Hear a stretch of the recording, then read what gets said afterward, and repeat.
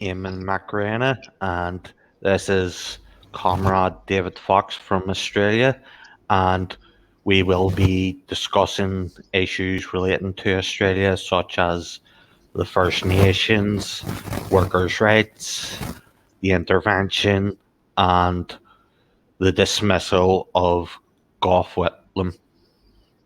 And if you'd like to start on the dismissal, David. Yeah, certainly, and welcome everyone as well. Back in 19, well, just go back a little bit further. Back in 1972, up the election of the Whitlam government, Gough Whitlam's government was elected in November of that year, after 23 years of constant conservative rule. The last time there was a Labor government. Prior to that was up till 1949. Ben Chifley was the Prime Minister leading it.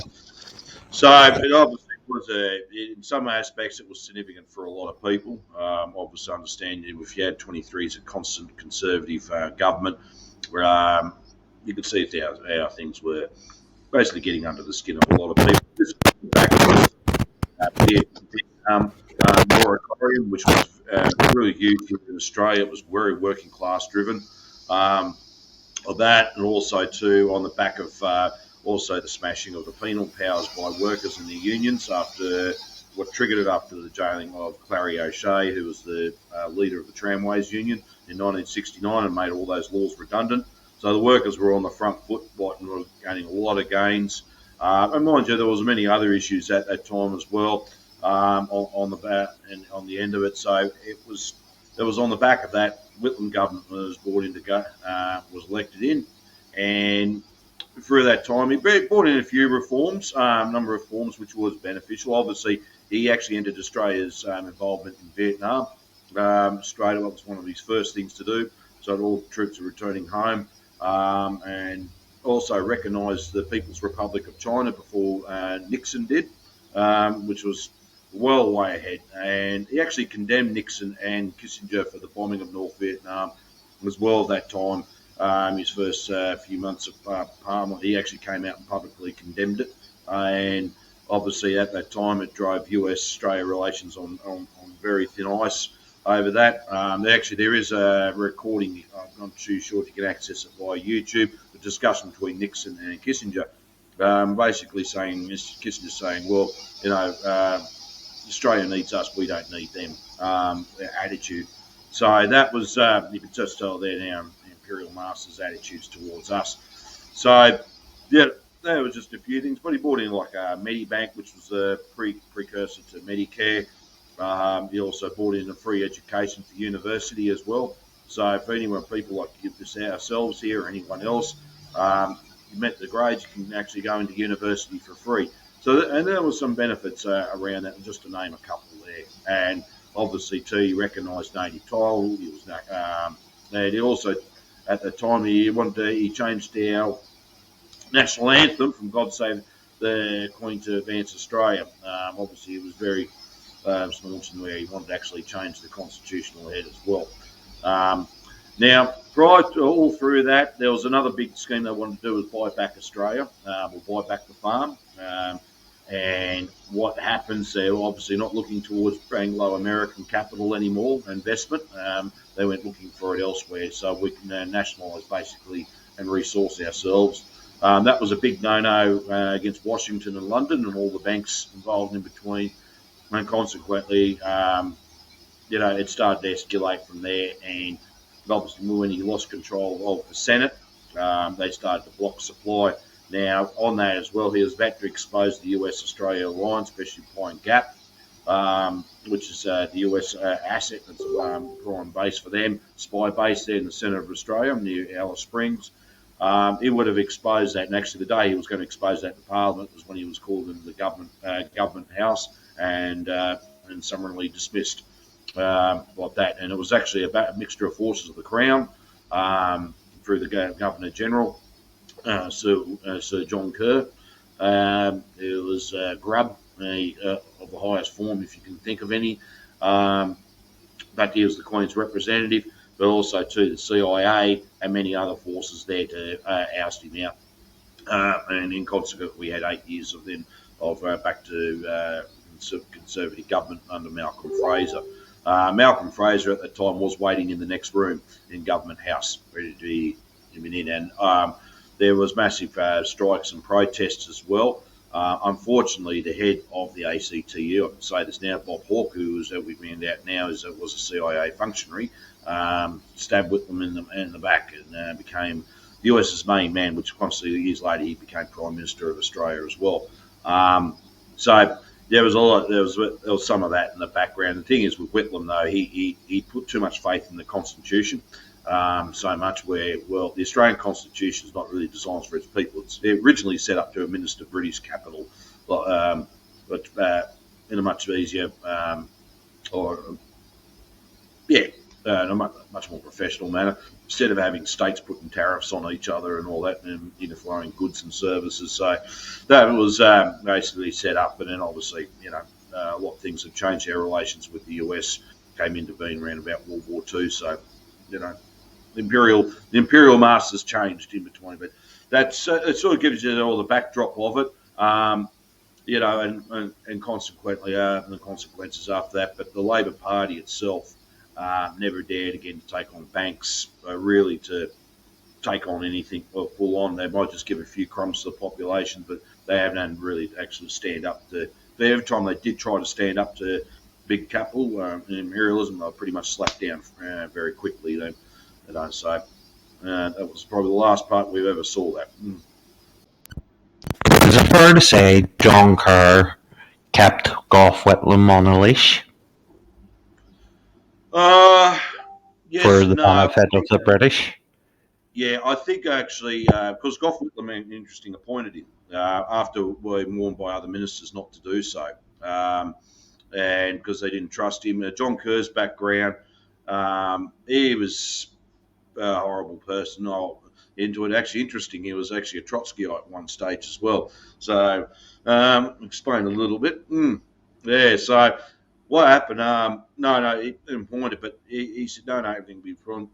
But the thing is, what I don't understand, being Prime Minister, you're not the head of state here in Australia, and he was really he was actually more or less trying to sideline John Kerr to such a degree that John Kerr was just bitter and twisted anyway. So, because he had his own personal vendetta against him. So I understand you wanted to ask a question about First Nations and land reform. Is that right? There's the First Nations Land Fund, the Loan Commission, the Consultative Committee, the Lands Rights Act, and the Racial Discrimination Act, all brought in under Gough Whitlam. Mm-hmm. All right. Well, look.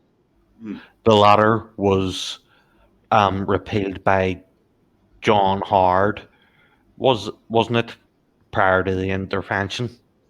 Yeah.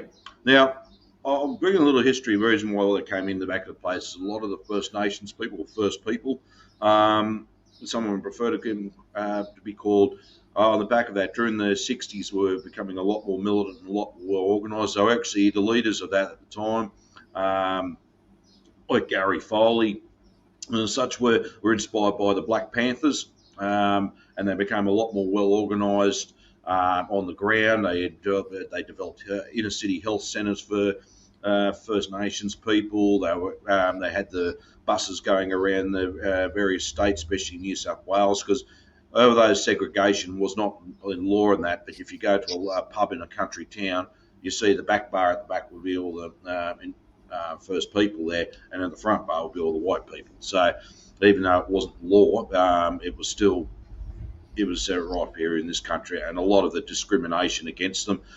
There are a lot of people that had got Aboriginal blood in them and heritage, didn't admit it. Even some had were darker skinned because of discrimination towards them in employment opportunities. So they kept it either very quiet or they said they're of another nationality. Keep in mind, back in the start of the 1900s when Australia was federated, the first government there introduced the White Australia policy. So basically it was more or less geared towards people of Asian background, but also geared towards anyone else who from a basically a non-white European, non-English speaking background. So it was very discriminatory. So, and of course, the first people here, they obviously weren't even accepted as citizens until the 1967 referendum at the time. So their battle continued, but I think with the way they were organised from that period of the 60s onwards, that put the pressure up, the momentum up. The trade union movement got back behind it. It had support from other forces there, and obviously within and outside the Labor Party, but it was more predominantly the struggle outside of Parliament that Gough Whitlam introduced all these reforms. And throughout those times, the Racial Discrimination Act, for example, in the 1990s, was actually was strengthened even more by under Paul Keating. But when John Howard formed government in 1996, it wasn't one of the first things he did, but it was high on the agenda to make to either water it down completely. So it's still there, but it's watered down to such a degree because I remember actually during the late 90s, early 2000s, some of the parliamentary debates, and coming from the Liberal National Coalition, which is the Conservatives known, and others out there, the debates were appalling. I think they just had a right to go say, oh, well, we can call anyone what we like, attitude, and I thought, that was just like disgraceful behaviour. Coming from elected politicians, but this is just the attitude they had. They just wanted to make sure other people are demonised and they're not seen as equal in that, which obviously then numbs the population or desensitise them in such a way. So when the federal intervention happened and started in the Northern Territory, it was like, oh, well, people just shrugged their shoulders and all the propaganda that went with it. Now, obviously, it didn't need to happen at all. There might have been one or two odd cases of abuse, but really most times it never happened. It was actually really a social experiment how to control population. Like giving you a card, you can only purchase on certain things at certain stores and shops where those business owners have got all the political connections to the major parties. In such a way, to me, it's just you just look how corrupt it is and grubby it is. But that's what they do. But also, too, what they want to do in the long term, eventually have as a cashless society, but they control where you buy, what you buy, how you buy, and they know what you buy as well at the same time. And then just if you don't do as you're told basically, and then we don't agree with you, we can actually turn your funding off. But so even if it's your own hard-earned money, you've earned it for your job. You've got so much money. The basic card controls your spending. Yeah, and they can just turn it off any time. We'll freeze your account then to punish you. So.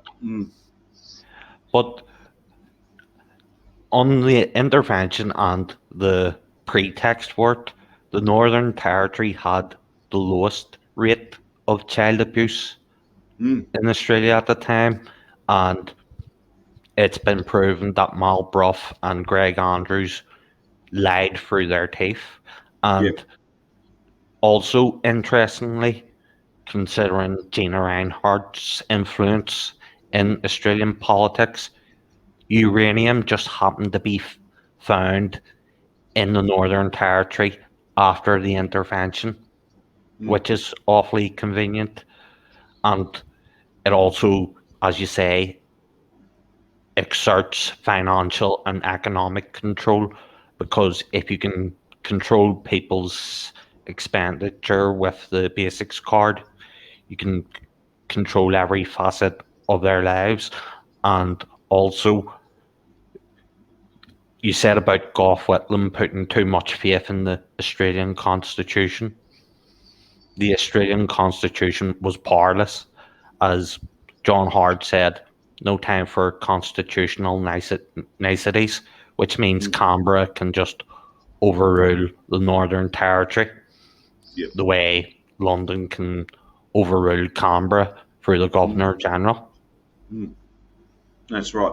And look, I think people have got to understand, I was interested over the last 2-3 years when we've had all the rallies, marches against lockdowns and and vaccines and that, and people are talking about constitutions and in this section the Constitution means that no, it doesn't. And what I explained, it just shows you what powers the federal government have and what powers the state government have, and how they work in relations. Nothing to do with freedom of speech and the right to assembly and all these other things. We don't have that here at all. We don't have those in any constitution. Now, when that constitution was developed, we did not. The Australian people, and this has been a myth. Some people think we've actually voted the constitution in back in 1900 when it wasn't. It wasn't. The referendums in the various colonies were basically to form a federated nation. That's what that was. Yes or no. That was it. Now, what the flag was going to look like, what the constitution was going to look like, that wasn't really part of the discussion. It's just literally that was probably what the question was. People overwhelmingly voted yes. We want to bring all the colonies together and form Australia, which obviously warranted support and at that time now. And obviously from there on, that was constitution was adopted. It was adopted by the Privy Council, and so the flag and everything else. And interesting, we had discussions around the flag, but I won't get into that today. But yeah, the federal government can override certain things. It's within its powers to do so. With the Northern Territory, it's not a state as such; it's a territory. There's two territories: the Australian Capital Territory and the Northern Territory. They're self-governing.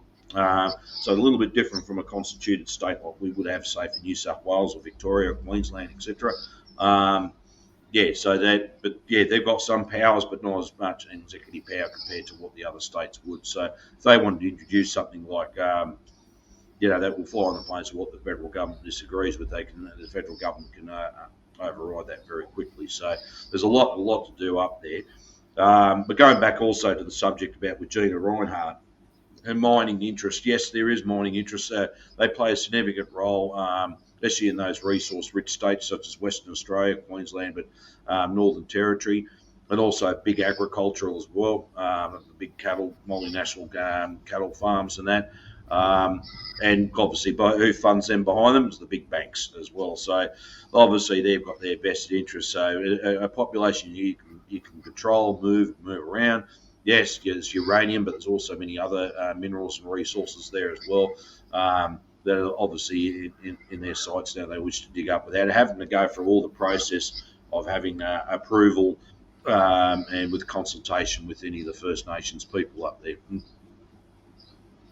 I was going to say, what I didn't like was Kevin Rudd capitulating to Gina Rinehart on axing the tax, because even a small tax on the mineral profits could have funded the proper social provision for First Nationals. Like, there are 47 to 54% of First Nationals without a high school education. Life expectancy is a decade less than other Australians, and they're incarcerated at a rate 15 times other Australians and 8 times the rate of Bantu incarceration in South Africa under the National Party. And it has been argued that the White Australia policy was further to the right than the National Party's apartheid policy, as in old censuses in Australia, they weren't even listed as people. They were indigenous fauna or indigenous flora, but not people. That's right. And it is said that at least South Africans acknowledged that there was a separate development, whereas Australia is a separate development without even so much as acknowledgement or even a treaty. That's right. And you go on, sorry. Sorry, I was going to say the assimilation policy was described as a genocidal breeding out the black policy. It certainly was, and it was actually, and you're right, they were actually classed as fauna and flora. There were still massacres right into the 20th century as well of whole communities, and it is a very dark part of our history, and it's something that has to be shed light on, especially we're coming up to Australia Day, the 26th of January. Some light needs to be shown on that as well, because to this day they still suffer a lot of discrimination. They make up approximately about 5% of the whole population of Australia, but and you're right, they've got the highest, they represent the highest incarceration, right? rates in the nation's prisons. So how can a tiny minority like that then be the majority population in the nation's prisons? And it shows they're still following a lot of discrimination in employment, in other services as well. The ones in remote areas especially, the services and that they do need, and just sometimes not there. They have to travel hundreds of kilometres to be anywhere. Of course, culture reasons as well. They want to live there. They've been connected to that part of the land for forever, right? 60,000 years, I think, is the estimate. So it's not like there's just sort of mobile move there, and the economic conditions are not there for them to benefit either. And so they do suffer from it from the day they're born to the day they pass away. And obviously that's why it's been an ongoing struggle for them. For all this time. And someone asked me the other day, why should they complain about this and that? Well, I said, well, you actually got to put yourself into their shoes. And all the stuff they cop from the day they're born to the day they die, you can understand why they can be a particular way. So that's a big thing here for us now. And obviously behind all that, once again, it's going to say it's all finance, mining, pastoral, all that. Want them off there. They just happen to be in the way, a nuisance or whatever else, and just so they can openly exploit the land. But also too, taking into account, I think basically someone story came out. They're the world's oldest culture. Well, there's many groups of them, but they represent the world's oldest people culture. Living culture there that still is in existence in some areas of Australia, like from their language, through their artwork, their stories, and connections to the land. And obviously, any slight change can actually get rid of that altogether.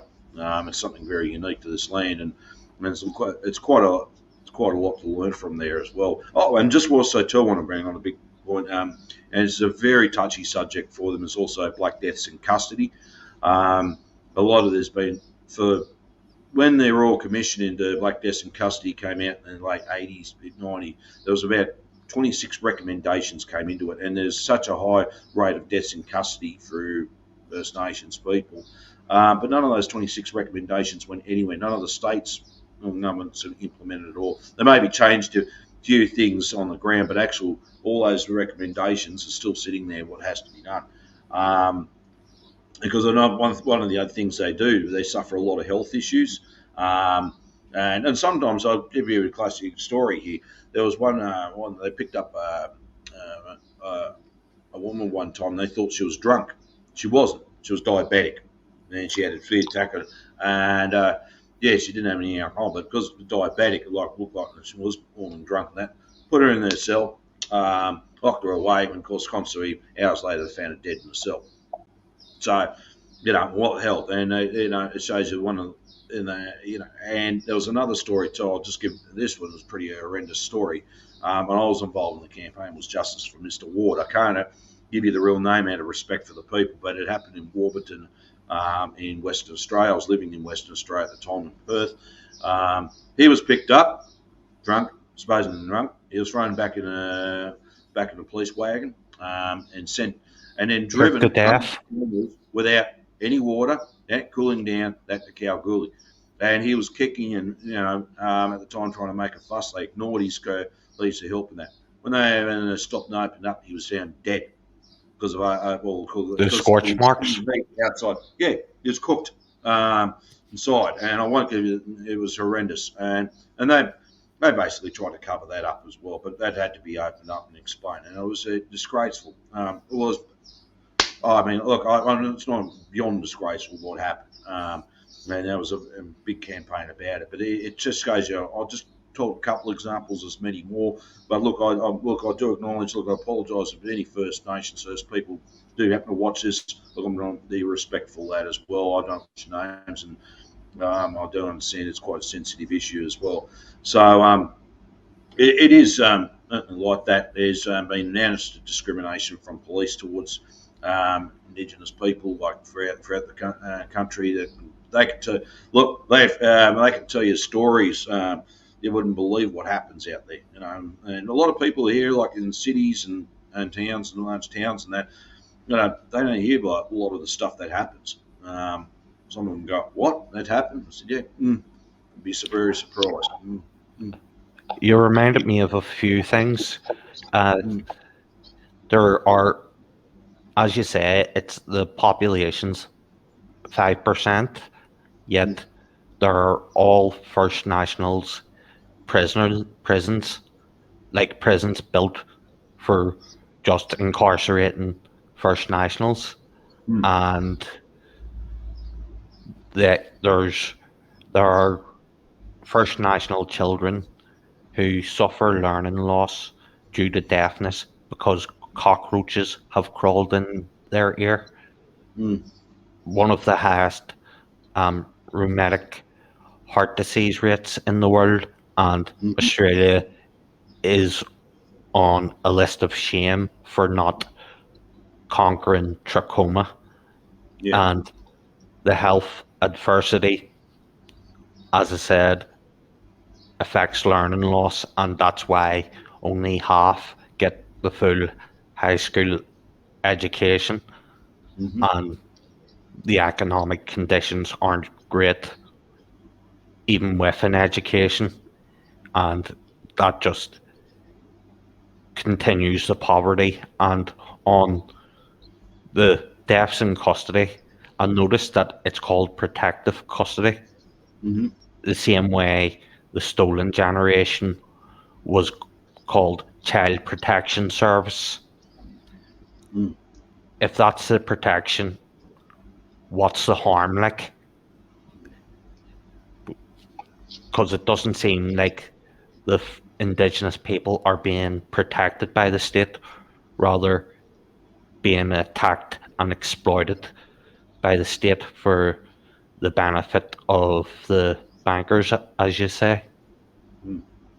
Exactly. And look, what they there was another classic. There was another example. I should stop using the term classic example. Also, there's another very strong example that happened in the Northern Territory in Darwin, in the juvenile detention centre a few years ago, and they showed how this one young kid he was bound, gagged, dressed up, and it shows you how the prison officers or the officers that worked in there, how they treated the kids in there. Pretty very appallingly. It was all on camera.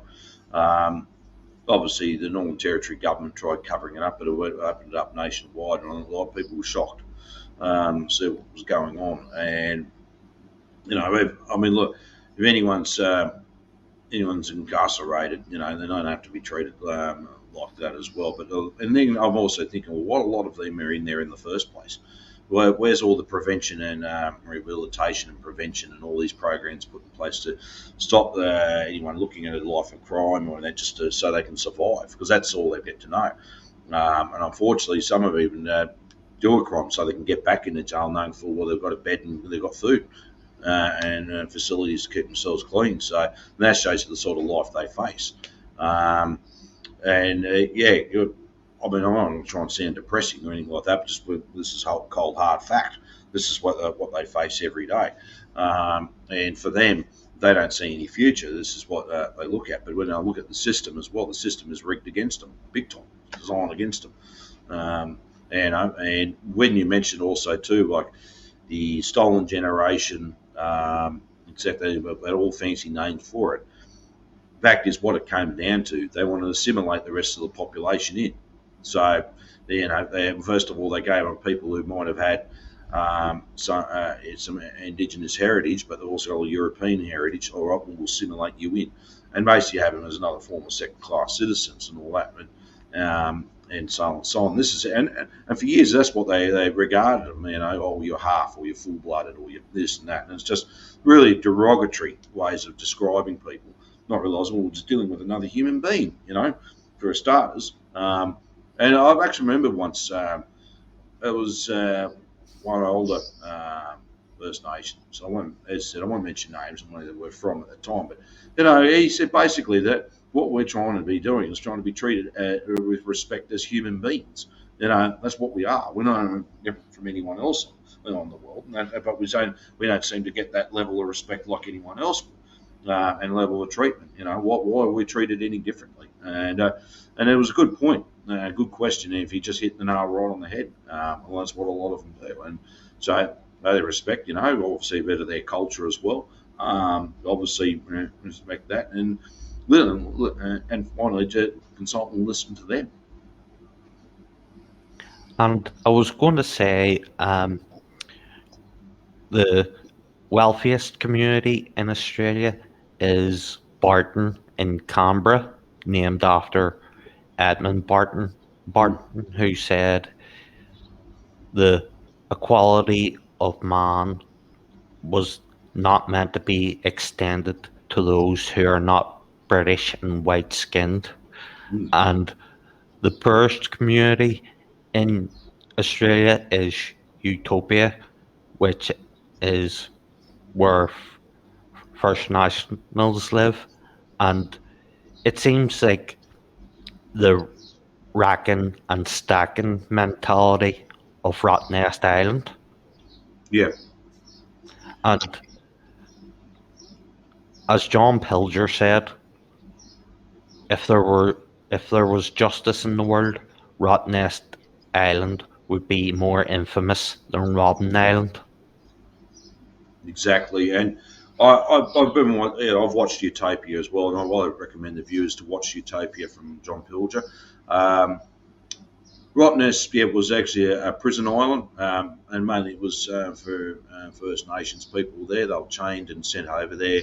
Some were actually executed there, hung there. And when I saw like the turning former cells into sleeping quarters for tourists and all that, and they used to pack people in there. Like you could have, it'd be such a tiny little space, but they'll pack as many people in as possible, make conditions even more uncomfortable for them.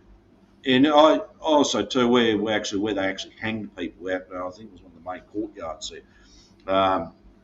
John actually showed out there that filmed the footage of it, and then you got tourists coming in, being so blasé about everything. Oh, isn't this a wonderful place? And look at the little quokkas around and great little island and everything else, not realising the sinister history that happened about this. There was actually it was worse than it wasn't just a maximum security jail. It was nearly like a dead concentration camp. That's what they were sent to. And some managed to eventually leave there, many didn't. And yeah, it's obviously people buried over there as well. People won't understand that. It's behind it. See, it might be. People go, oh, what a nice tourist destination, what a nice island, and everything else. Don't realise, it wasn't just in our recent history. It was actually a dark, sinister place. Another place, actually, Roebourne Jail in the Pilger, Western Australia. It's no longer in use. Well, it's used as like an art centre and that. But I remember a couple of people talking to me once, and they go, "Oh, about being history, looking at the historical building and that." And I looked at them. I said, "That is the most mind-numbingly depressing joint I've ever come across." And I told them why. I said, "There's photos of Aboriginal people all being chained, all up in chains and that around there, led into those cells, and they were packed in those cells. And because of the heat up there."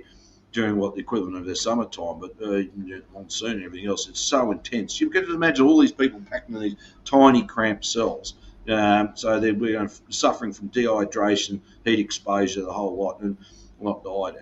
There is actually a modern jail further up the road, up towards Wickham there. But that's beside the point. People say, I just think sometimes, the laziness, and people are just so not realised when we walked into something. Oh, isn't this an historical thing? Wow, look, getting the photo here, not realising these places were used for extreme brutality. And when I actually tell them, explain them, they usually get some silence and go, oh, right, okay. So when you visit these places, go with a little bit of respect and just acknowledge that these places cause a lot of pain for future generations as well. Could you imagine if Russia turned gulags into hotels or art centers, or if Cambodia turned S-21 into a Yeah, hotel or art center? Could you imagine the condemnation they would receive? I Yet, would. It'd make me sick. And actually, I will tell you one thing that hasn't been turned into as such, but there is a cafe there, a fully established private run cafe, is Auschwitz. And in Poland there. I think it's in Poland, and yeah, they turned one of the places there into a full-on cafe, so you can still even go and visit Auschwitz and not knowing the whole history of the place. But there's a full-on cafe there. You too can have your cup of coffee, cappuccino with your ham and cheese toasted sandwich or whatever you like. And I actually, when I saw that on television once, I nearly puked. I thought, what? Um, this is just, I was just gobsmacked. But it just comes to show you, the capitalists don't care about the history if they can make money out of it, and if they need to do something incentive of it. And it's like, there should be a big public outcry about that. And for starters, I just find it very distasteful and appalling. No way you could go there and have it do that. But yeah, and I mean, there would be a big public outcry everywhere else, be it within S21 in Cambodia or any of the other prison systems, or whatever country as well.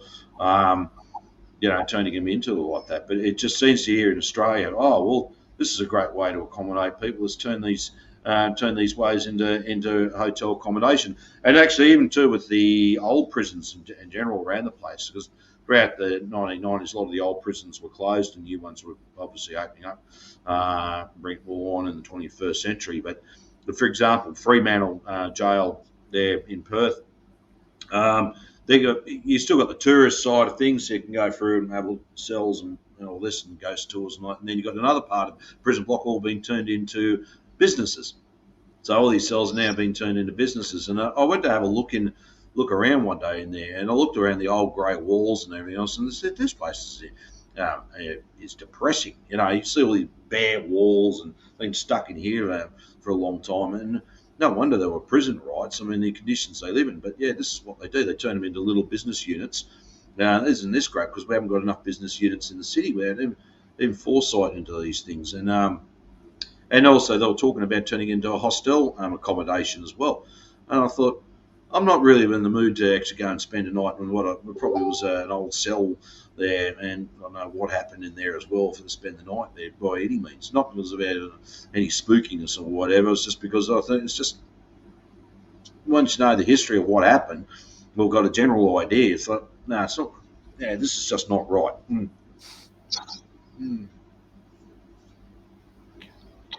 And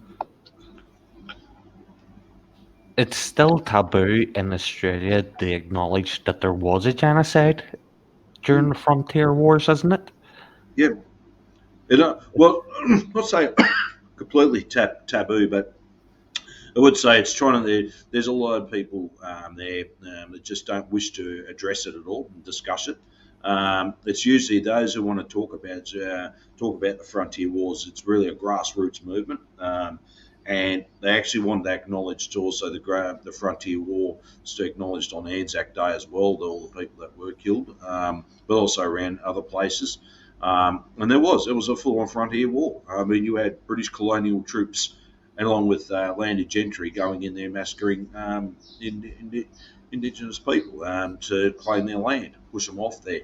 And it has to be acknowledged that this happened. But unfortunately, a lot of high-ranking politicians and many others in the business sector don't want to ignore that, or they might just go, "Oh yeah, it happened," and then just move on. They don't really address it because it's uncomfortable. But not only that, I think they just want to try and whitewash our history. And they just want to celebrate Australia Day regardless of how people in the First Nations feel. Yeah. And look, I would all comrades around it. There's all sorts of mixed views on the National Day. But look, the history was on the 26th of January 1788, the first fleet sailed into Sydney Harbour, which is now known as Sydney Harbour, was known as Port Jackson. They called it that. Landed there. The actual colony wasn't proclaimed until the 7th of February, but it was a penal colony. The actual founding of the actual day we actually were founded as a nation was the 1st of January 1901, when all the 6 states came together. It was all this big pomp and ceremony, and that's when it was. But and for many years, actually, Australia Day wasn't celebrated at all on the 26th of January. That was New South Wales recognised the day as the establishment, of the first fleet. But the rest of the states didn't recognise it as a holiday. I think for many years there was a push to have the national holiday around June or July. And for many years that's what they tried to celebrate that then and there. It started, I think it was pretty much John Howard pretty much clarified 26th of January as the national holiday, which I thought was a pretty bad form without any proper insult. And at least we all do recognise, I mean, confronting, we're running up to First Nations people with a Union Jack and an Australian flag, and what they suffered is pretty disrespectful, not realising, look, come on. There's got to be, there's really insensitive and really disrespectful. I understand. Look, for them, that's when the start. That's the date that started it all for them. So yeah, it certainly is a lot more further discussion. I mean, it's more than I think. Also, too, I think the discussion is going to be more than just trying to change a date for our national holiday. I think there's got to be all these other issues that need to be addressed as well. Their economic situation, their social issues, which is all linked to economic anyway, and what we've been discussing before, the high incarceration rates, et cetera, et cetera. So there's a lot more to it than merely, we'll just move the date to, whatever day during the year, and hopefully everything's going to be fixed, because obviously their issues still continue on. Seems rather callous and not very conciliatory, which if Canberra was smart, it would do, as it would take away the demand for a republic and leaving the Commonwealth and trying to grow closer to the People's Republic of China and the Association of Southeast Asian Nations economically, which would make sense as it's in proximity and their economies are growing. Exactly, and I think it's something where we are geographically in the world. We're not part of Europe. We're not part of North America. We're part of the South Pacific, Southeast Asia region, and we should be actually having those peaceful relations and economic cooperation with all our immediate neighbours, and also with China as well. There's no interest for us to go into conflict with China, especially over Taiwan. Taiwan doesn't mean anything to us. I don't even know why we're part of that discussion, but we're all of a sudden, been thrown into this. And look, regarding with the republic as well, look, I'm staunch. Yeah, I want a republic. And I think I was talking to someone yesterday at the gym, and someone made a comment about being popular, like in the royal family and stuff. And someone mentioned about Charles. I said, well, actually, don't bother me. I said, I want an Australian head of state. I want a republic, not a Commonwealth as we known it traditionally in the past. And I think we've time for us to move on. How we're going to achieve that? Well, it's obviously a lot more dialogue has to happen, but I said too, I don't want a minimalist approach where we just change the title of Governor General to President and just continue on, so on and so on. We want to have a lot more where we want to become a republic where the population has a lot more direct control of the situation and direct participation in the whole democratic process, not just rely on our representatives in Parliament to pull us through. Actually, the population's involved at all levels. So that's got something, but and obviously, we've got to be looking to our own independent way forward with the rest of the nation. And I believe actually Australia should be a neutral country by any means. We haven't got look. We don't have the industry here. We've been deindustrialised to such a degree. We don't have the industry. If we wanted to go and completely defend ourselves, we don't have it to back ourselves. I mean, here we got a federal government. We had federal governments in the past. We've got Washington bringing there and want to go to war with China over Taiwan and that. We don't have the industrial capacity to back ourselves. China wouldn't even bother attacking. They'll just cut off all our shipping and flights into it. And that's it, and just leave us completely isolated and watch the whole country just break down and shut down overnight. So that's for us in Australia. I mean, really, we would be questioning the US-Australia alliance. I mean, I actually was talking to someone made a Twitter post about China the other day, and that's right about the ambassador. some moron on there made a comment about the ambassador, Chinese ambassador, saying Japan's still had the ability to attack Australia, and one made a joke, and I said, well, hang on, ever thought there's an element of truth there? And then someone commented, oh, no, the US wouldn't allow that, blah, blah, blah. And I said, no, the US will only allow will only allow it as long as US interests are not touched. So they can say, Japan, do whatever you want, but you're not to touch our interests. Simple as that. Because under the ANZUS agreement, the US is not obliged to come and defend us. All it really means is just to share information. That's all it is. They're not obliged to defend us, but we seem to be always obliged to go and defend the US. So that's people don't understand that. And there was, I forget who it was in Washington once said about Indonesia when Sukarno was the president. And there was a comment about, what happens if Indonesia attacked Australia? And he says, well, we just allow it to happen. The same rule will apply. You're not to touch the US interests, go for your heart's content. And people don't understand that. Indonesia's the biggest neighbour on our front doorstep. And I'm not saying they're a threat to us by any means, and I'm not going to be rude. I've known Indonesians are quite lovely people.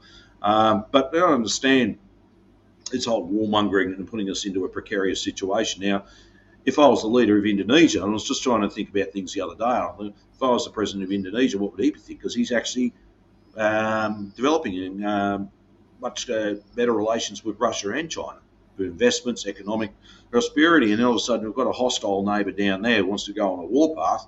That puts them in a bit of a precarious situation, because guess where our shipping channels go through? The Indonesian archipelago, don't they? And a lot of our flights as well. So he'd be going, well, he's got to think of the best interests of his country.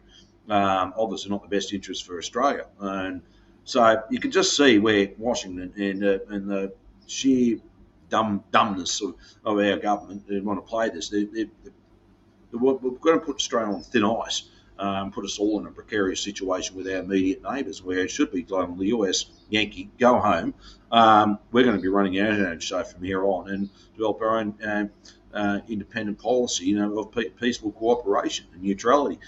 And on that as well, we don't have a foreign policy. It's interesting, every federal government, doesn't matter what political persuasion, oh no, we're independent, we've got our own foreign policy. No, we don't. We use the US foreign policy, which is a failed business plan. And I mean, if we're generally independent, we wouldn't be following the US line anywhere. We'd actually be telling them, no, you're not coming down here, go away. Is it realistic that there would be Indonesian warships in the Torres Strait, or Australian warships in Timor or the Moluccas? Is it possibility? Yeah, there's a couple of things, right? Because East Timor, Timor-Leste, there's still some resentment amongst a lot of high-ranking people in Indonesia over that.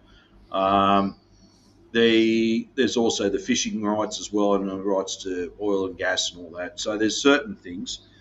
There's been respect in the two navies as such, but look, who knows? Like in world affairs now, things change very quickly within a week or even overnight. Next thing, things horribly south. Next thing, we've got Indonesian after the Indonesian Navy in our waters, and think what's going on here.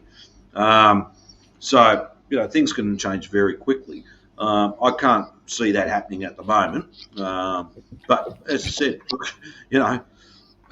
it's to say, like you asked me a few years ago, where would be now? I wouldn't have even known. So who's to say? It depends on the scenario. At the moment, we've got pretty good relations with Indonesia. I mean, but this is why what gets me. We train their military. Actually, some of our weapons and all that in exports to Indonesia. So we train their military. We've done all these things, and we do have joint military exercises with them. So maybe that's a way to try and keep them on board. But look, who knows?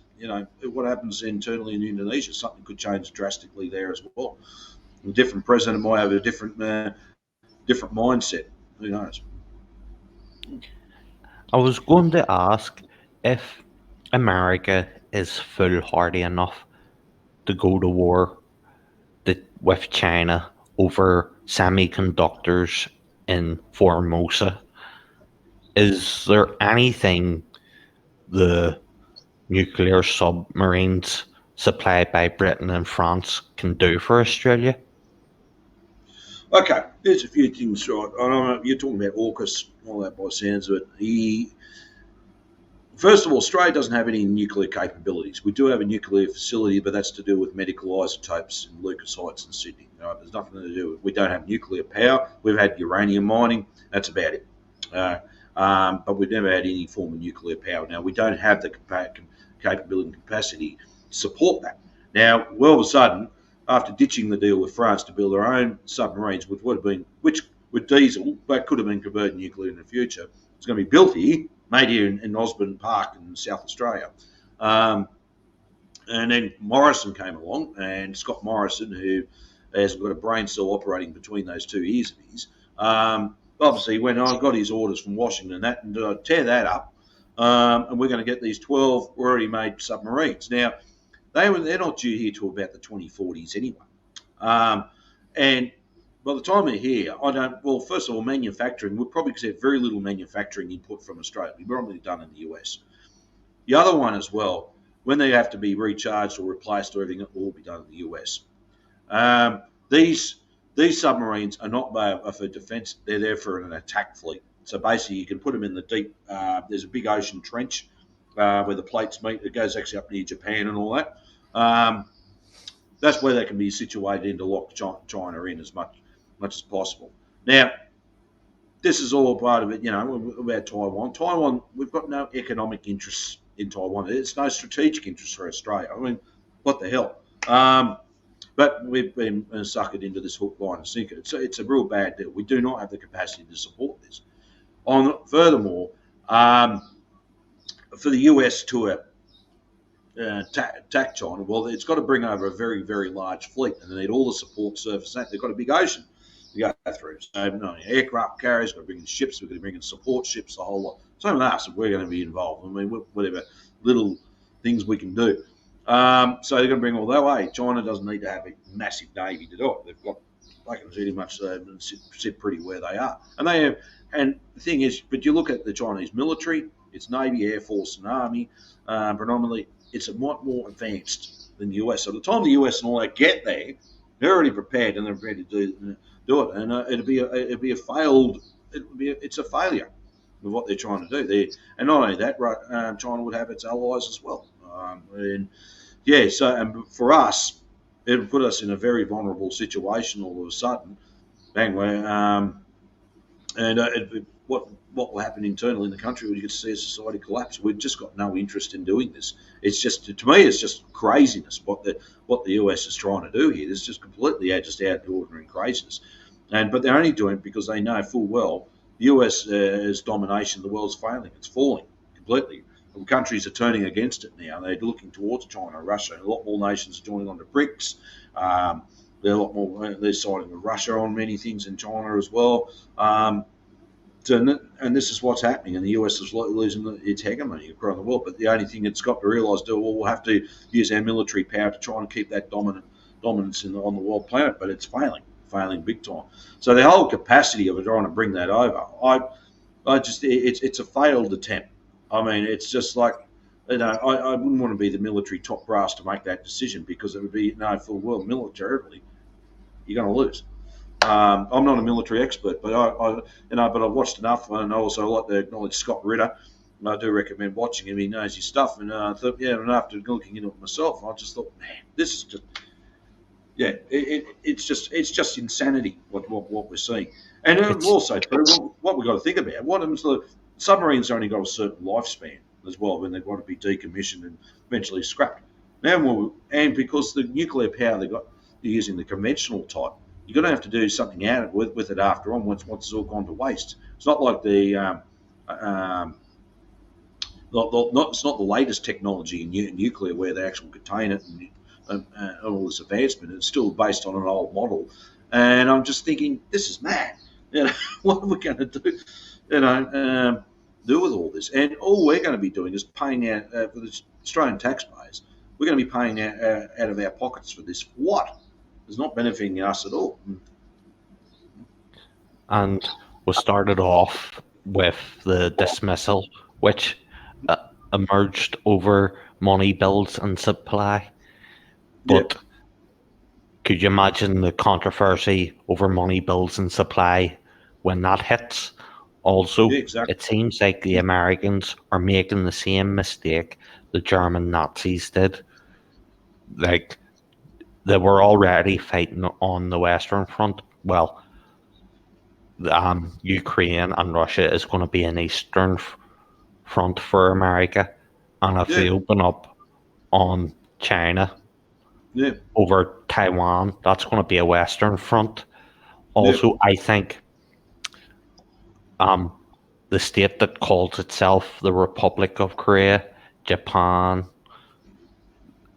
perhaps the Philippines, Guam, and Australia will act as naval maritime bases for America when, if and when they make the foolhardy decision.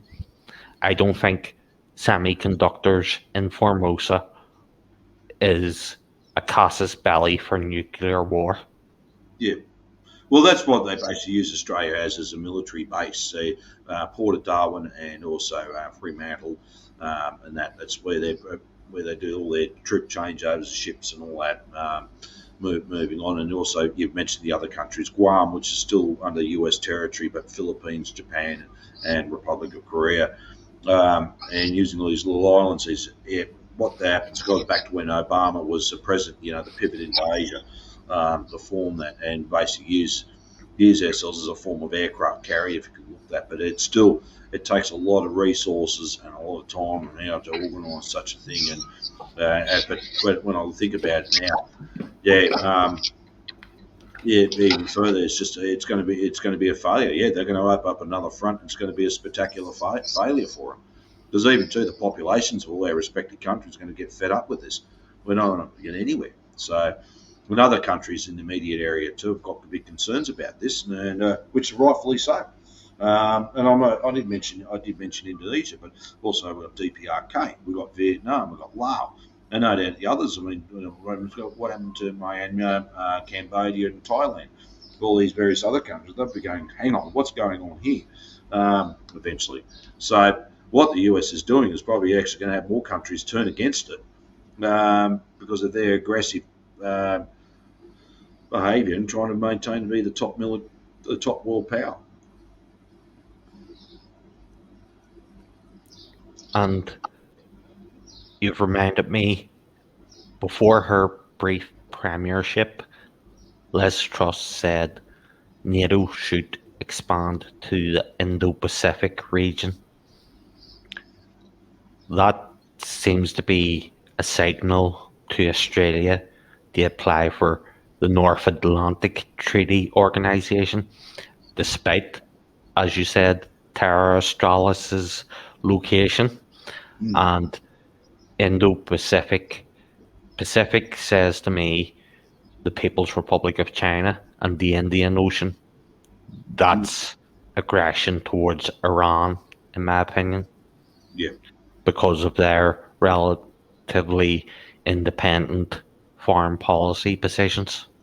Yeah.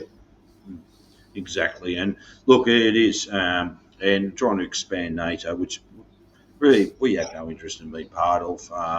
NATO should actually be folded up. That was just a relic of the Cold War. What I've got to say about Liz Truss, the world's least serving Prime Minister, how many days she was the shortest in British history. I mean, she's just such a recalcitrant. It's not funny anyway. So it's just, I don't know why people wasted her time with her in the first place. But anyway, it just when I look at it, what they're trying to do and expand it even further. I mean, it just says you can see it's a dying system that's coming out, that's going out of being, and they're just trying to desperate to hang in there. They know they're on the way out. They know they're gone. They know the whole new world's coming into being here. And it's going to be what was it? Not unipolar. What's the term for duo? It's not unipolar. What's the other one? I'm about to say Multipolar world. yeah, multipolar. Yeah, and They know that, and they know they're on the US and all its allies know they're on the losing side. But like what the best thing I was describing when something's going out of being, the more reactionary it becomes, the more hostile, and that to try and stay in there as much as possible, but knowing full well it's pretty much just destroying itself. But as Chairman Mao once said, it's lifting a rock above its head and dropping it on its own feet. And every time when I see something happens, that's what's been happening. It seems very impractical if they were foolhardy enough to try and bring Australia into NATO. There are a few problems. Its geographical location, and secondly, the common defence policy of both NATO and the European Union, because European Union members have a common defence policy in Article 42, Clause 7 of the Lisbon Treaty, which is basically an equivalent to Article 5 of the NATO policy of collective defence. So if Australia was brought into NATO while Ukraine and Russia are still at war, which would take precedence if Australia was attacked, Ukraine or Australia? I think the reality would hit and they would still back the Nazis in Ukraine because of geographical proximity. Yeah. And also, how would the transport military for such a defence? You'd actually have to go over land, which is impossible as there are many anti-NATO states in the way. Yeah. And also, by the time the Navy arrives by the maritime routes, Australia could already be annexed in theory, and it would be impractical having to go round South America past Cape Horn into the Pacific, or Yeah. having to go round South Africa into the Indian Ocean. And Yeah.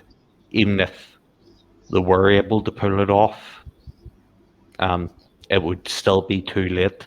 And by air, you would have to go through someone's aerial territory or maritime territory or just land territory, and it wouldn't be possible I as mean, NATO, the name suggests, North Atlantic, and Australia is very far away from the antipodes. It shows their imperial hubris and fantastic dreams bearing no resemblance to reality. well, one thing about Australia and even New Zealand too, we're blessed in one way. We're surrounded by water, right? In the sense where we don't have another country on our border as such, like you are in Europe. You know, Germany, France, Poland, America, Canada. Let's go down there. You know, we don't. That's probably been a blessing in disguise for a long time. Now, say if it was a scenario where we were attacked and everything else, yes, the amount of logistics of getting other forces here, even if they cut through the Suez Canal and Panama Canal, it still takes a lot of time, a lot of effort. You need to have the capacity to back it up with because you've got to understand, you've got troops there, you've got to have all the equipment, you've got to have the munition and missiles, you've got to, you got to think about the whole large scale, how we're going to ship all that to get it here in time to trying to do it. It's quite a real logistical nightmare. And you're right. I mean, a lot of other countries might go, no, you're not flying through our aerospace. No, you're not flying through coming through the shipping channels with that. Go away. So they're going to be looking at, well, is it really worth it after all? Maybe we should count our losses or let the other just say, well, these are our assets. You just leave them alone and do what you do what you like. Otherwise, we'll come down there and just look after our own assets, and that's all we'll be doing. And that's probably what the scenario is going to be like, more or less. It's realistic. Where Ukraine will, it's more because it's in the land there. It's land thing. You can move things by train, plane, or automobile, or even by ship to a certain degree. But yeah, you're absolutely right there. I'm led to believe, if they're going to think, well, Australia plays some form of strategic importance, but they might go, we'll count our losses here, but yeah, you're not to touch that, not to touch that, you're not to touch that over there. Just leave leave that alone. We'll send people there just to immediately protect it, but the rest of it, don't you dare touch. No, you can go for but the rest of it you can go for it. So it's something actually it'd be good. It's going to take quite a long time, but some time to actually get a lot of people here in Australia to wake up to the fact about that. We've got to start caring about more where we want to be on the world platform. And I believe we, as I said, being military neutral, having peaceful win-win corporations, economic building of all of us around will be much more beneficial than being on part of this whole war machine that we're currently finding ourselves in. On going through the Panama Canal or the Suez Canal, I think the shipping lanes would be too busy with traffic to basically get big warships and aircraft carriers and the like all through. Yeah. And on the Suez Canal, I can't see Eritrea and Yemen saying, "Oh yes, go on ahead, no bother." Yeah. Yeah. Exactly. I would think they would take exception, and I think Iran would definitely back Yemen and perhaps Eritrea. Yeah, well, and it's a very big possibility they'd probably do so as well. And I think it won't be just them three countries. I think many more will be starting to find concerns about this, what's going on here. So, that's it wasn't so long ago actually. Just mentioned the Suez Canal. There was a ship that actually blocked up the whole shipping channel. I don't know what happened there. I think it got moved in such a way it was actually blocking up the whole channel. So, world shipping was stuck until such time. Some of the ships had to redivert around around South Africa or around South America to go elsewhere because obviously they couldn't access through the Suez Canal until they got that in order. So any slight little hiccup, you already got traffic jam there, but something happens to a ship there, be it just a misjudgment or whatever. The next thing gets blocked up all the rest of the shipping channels and all that. It just create chaos and pandemonium. So just everything's sort of very precarious at the moment. And I don't think Egypt or the Saudis would be too enamored with another blockage on their imports and exports. They need that. They need that Suez Canal. The last thing they want to see that all blocked up as well. Is there anything else we should think about when thinking of these issues? Well, there's a couple of little announcements. On the 17th next week at 5:30 p.m., we're going to have a vigil outside the US Consulate in Melbourne there. It's on St Kilda Road, just south of the city. Catch the tram there. We will be holding a vigil there. It would be no war on Russia and China, and we want to have the money diverted into the benefit of the people, not for the war machine.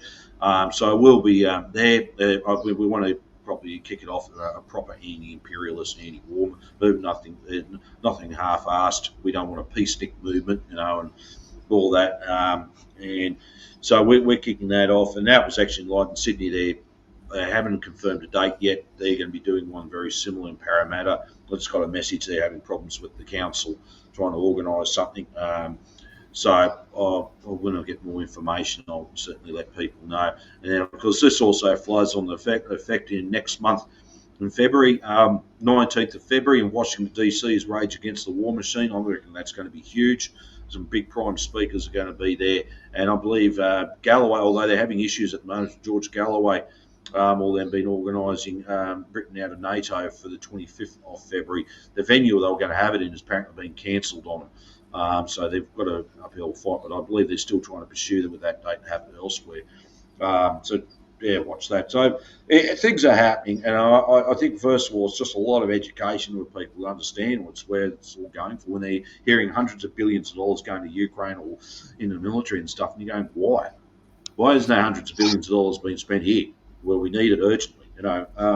So I think we've got I think we've got a lot in our favour to work on. It's just going to take some education about people understand what's truly going on.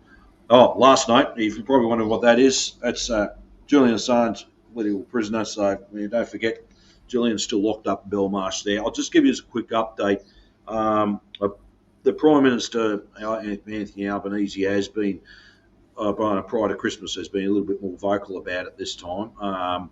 Story we've got, actually, the Australian government's trying to now talk with Biden and that to stop pursuing Julian Assange. If it works, it's going to be great if we can get him back here. But and that's if Julian wants to return to Australia too, mind you. But yeah, we'll see how that goes. But there are people here in this country, one of many, but we are still, we're still quite passionate about Julian Assange as well. So, he's not forgotten here in Australia either. And actually, most of the Australian public supports him one way or the other. WikiLeaks didn't do anything different from how the Pentagon Papers were obtained. No. And I'd like to say a few more things that I forgot to mention earlier. On Gough Whitlam, he sanctioned South Africa and Rhodesia. And he supported the Gurindji farm workers strike, and he increased wages by a third, as you said, the living conditions. And on Ukrainian mentioned, we see a lot of Nazis inciting genocide there. And that reminded me of Lang Hancock suggesting chemically sterilizing First Nationals by poisoning their drinking water. And that's the sort of people we got here, that's the sort of person in the mineral magnate elite. Oh, yeah, look, people like Lang Hancock, they are obnoxious people, but here's another thing about him, because when, I don't try and drag it too long, we're not trying to get too much off the matter, but this is his attitude towards working people. It was over the issue of blue asbestos with Whitlam, blue asbestos mining. He actually helped found the company there just prior to World War II in the 1930s. Obviously took off, and we all know asbestos, doesn't matter if it's blue, brown or white asbestos, it's deadly as anything.